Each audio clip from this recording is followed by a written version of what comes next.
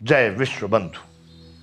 संपूर्ण श्रीमद् भगवत गीता बंधुओं, हम दूसरे अध्याय सांख्य योग का चिंतन कर रहे हैं और इसमें अब तक हम 46 श्लोक पूरे कर चुके हैं। भगवान अर्जुन को युद्ध के लिए प्रेरित कर रहे हैं। वहां पर आत्मज्ञान को उन्होंने बताया, सांख्य योग को पूरा करके अब वो करे, तू कर्म योग की विधि से इस काम को सुन और तू इससे मुक्त हो जाएगा, फिर तुझे जन्मना मरना नहीं पड़ेगा।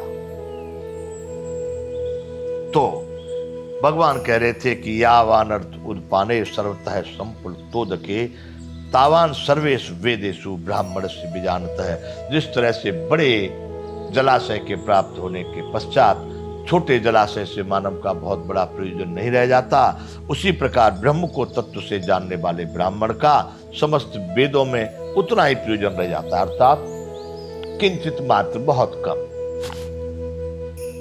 इसलिए अर्जुन जो पहले कहते कि नित्य सत्व स्तो निर्योग क्षेम आत्मान, जब तू उस आत्म तत्व में परमात्मा रूपी उसके शाश्वत स्वरूप में समाहित हो जाएगा तो तेरा इस संसार के बहुत वेद पुराण या इतिहास ग्रंथों से ज्यादा प्रयोजन नहीं होता। अब यहां से आगे 47वां श्लोक है दूसरे अध्याय का। यह श्लोक हमारे भारत में बड़ा प्रख्यात है। अधिकांश लोग इसको उदाहरण में बोल देते हैं, ए भाई कर्म करो, गीता में कहा गया है।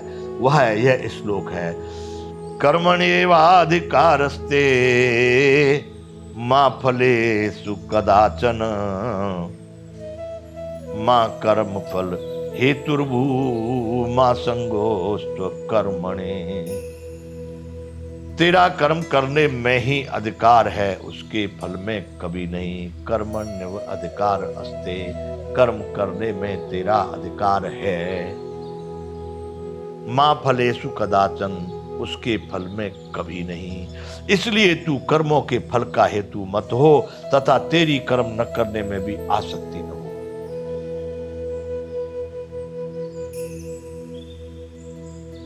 कर्मण्य बात का रस्ते।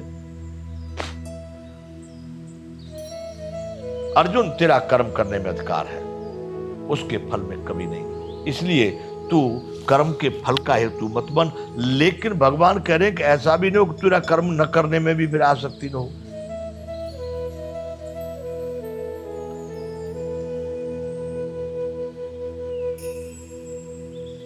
कर्म न करने में अब मुझे फल ही नहीं प्राप्त करना, मुझे कुछ मिलेगा ही नहीं इसमें से, तो कर्म क्यों करूं, ऐसा नहीं। उसमें भी तेरी आसक्ति नहीं होनी चाहिए, मतलब लगाव नहीं होना चाहिए। तुझको कर्म करना ही करना है, कर्म करना मात्र कर्तव्य है और उसको तू करता रहे, उसके फल को छोड़। क्या परिणाम आएगा? जो तूने किया है वही आएगा, उससे भिन्न कुछ नहीं आएगा। इसलिए भगवान ने कहा, ये श्लोक बड़ा प्रख्यात है, कर्मण्येवाधिकारस्ते मां फलेषु कदाचन मां कर्म फल हेतुर्भुः मां संगोस्तु कर्मणि। अगला 48वां श्लोक है। भगवान इसको अर्जुन को समझा रहे, कैसे कर्म करना है। अर्जुन, कर्म क्या है, योग क्या है, उस बात को कर्म योग की भाषा में भगवान यहां पर अर्जुन को बोल रहे हैं। योगस्थ है कुरु कर्माणि संगम त्यक्त्वा धनंजय सिद्धि सिद्ध्यो समो भूत्वा समत्वम योग उच्यते। हे धनंजय, तू आसक्ति को त्याग कर तथा सिद्धि और असिद्धि में समान बुद्धि वाला होकर योग में स्थित हुआ कर्तव्य कर्मों को कर। यह समत्व ही योग कहा जाता है। समत्व, जो भी कर्म किया है उसका फल मिला न मिला, अच्छा मिला बुरा मिला, उसमें कोई भी भिन्न भाव नहीं, अच्छे और बुरे का भाव नहीं, छोटे और बड़े का भाव नहीं, कम और ज्यादा का भाव नहीं। मतलब वो समत्व जो है उसी को योग कहा गया है। भगवान कह रहे हैं कि योगस्थ कुरु कर्माणि संगम त्यक्त्वा धनंजय सिद्धि असिद्ध्योर समो भूत्वा समत्व योग उच्यते। उसकी सफलता और असफलता में तू समान हो जा, इस समत्व भाव को ही योग कहा गया है। योगस्थ कुरु कर्माणि, योग में स्थित रह करके कर्तव्य कर्मों का आचरण कर। संगम त्यक्त्वा धनंजय, आसक्ति को छोड़ दे। उसमें जो तेरा लगाव है, कब मैं ये काम कर लूंगा, ये हो जाए। कभी कभी देखते हैं हम यहाँ किसान लोग खेती बोते हैं, कभी कभी ऐसा हो जाता है दैविक कोई प्रकोप हो जाता है, बाढ़ आ जाती है, सूखा पड़ जाती है, कुछ हो जाता है, नहीं हो पाती, तो बड़ा दुख होता है क्योंकि उसने सोच रखा था 10 मन का बीघा होगा, 10 कुंटल का बीघा होगा और वो न मिला तो कष्ट होगा। भगवान उसी तरह कह रहे तू काम कर, क्या होगा परिणाम तेरे हाथ में नहीं, क्योंकि परिणाम की इच्छा वाले बड़े दीन हो जाते हैं। इसलिए अर्जुन योग कर्माणि संगम तप्ता धनंजय, उस अटैचमेंट को, उस लगाव को खत्म कर दे, क्योंकि सिद्ध असिद्ध समो भूत्वा समत्व योग उच्यते। सफलता और असफलता में जो समान हो गया, हानि लाभ छोटे बड़े ऊंचे नीचे, जिसमें सब में जिसका संभाव आ गया वही योगी है और उसी को योग कहा गया है। इस समत्व का ही नाम योग है। अब ये 49वां श्लोक है दूसरे अध्याय का।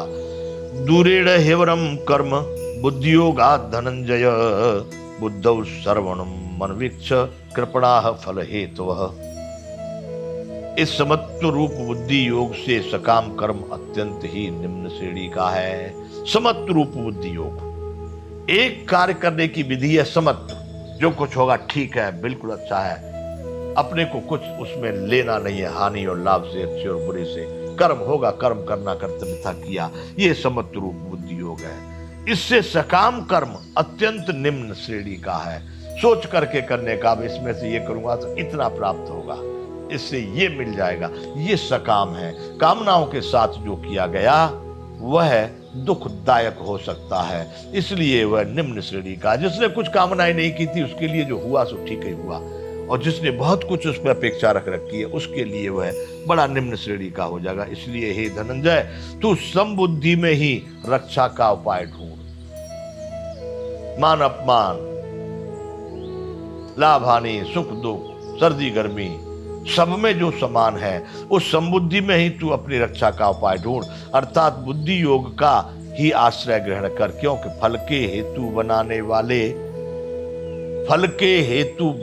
वाले अत्यंत दीन हैं। बंधुओं, यहाँ जितने में और मेरे कुछ विषय हैं जिन पर मैंने चिंतन किया, ये तो श्रीमद् भगवद गीता है, इसलिए इधर उधर के ज्यादा मैं बातों को इसमें नहीं ला रहा हूं। लेकिन आपको एक बात यहाँ आ गई है तो बता देता हूं कि आपको चाहे कोई शासक हो, चाहे कोई बड़ा भारी आडंबरी हो, संत के भेष में हो, चाहे शासक के भेष में हो, समाज सुधारक के भेष में हो, जितने विलासिता में पड़े हुए लोग हैं, जो बहुत बड़े धन और व्यवस्था और वैभव की जे व्यवस्था में लगे हुए हैं, उनको आप श्रेष्ठ महापुरुष मत मान लेना, वो सब दीनहीन है।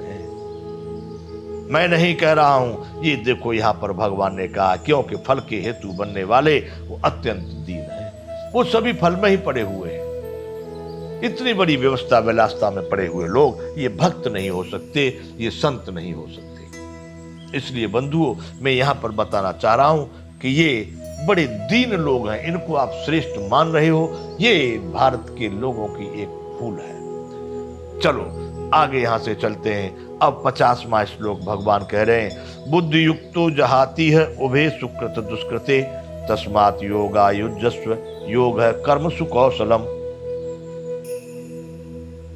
समबुद्धि युक्त पुरुष पुण्य और पाप दोनों को इसी लोक में त्याग देता है, अर्थात उनसे मुक्त हो जाता है। इससे तू समत्व योग में लग जा। यह समत्व रूप योग ही कर्मों में कुशलता है, अर्थात कर्म बंधन से छूटने का उपाय है। भगवान ने कहा समबुद्धि से युक्त पुरुष पुण्य और पाप दोनों को त्याग, उसके न तो पाप लागू पड़ते हैं न पुण्य, क्योंकि वह ऐसा कोई कर्म नहीं करता। अब वो तो जब सोचेगा मुझको ये मिलना चाहिए, ये पाना चाहिए, तब न करेगा बुरे कर्म। जब उसको उससे कुछ लेना देना ही नहीं है तो उसको कहां से पाप और पुण्य लागू होगा। बंधुओं, जिसने सब परमार्थिक कर सम्मत बुद्धि से जिसने कर्मों का आसरा ले लिया, वह इस संसार बंधन से छूट जाता है। इसलिए भगवान या अर्जुन को भी कह रहे हैं कि अर्जुन, तू समत्व रूप योग में ही लग जा। समत्व रूप योग कर्मों में कुशलता है, अर्थात कर्म बंधन से छूटने का उपाय है। जो भी कार्य आप कर रहे हैं उसमें अपेक्षा और महत्वाकांक्षाओं को छोड़कर कर्तव्य समझ करके उसको करते रहो, समभाव से। हानि लाभ सुख दुख लाभ कुछ नहीं करना है, बस यही उपाय है इस संसार में कर्म बंधन से छूटने का।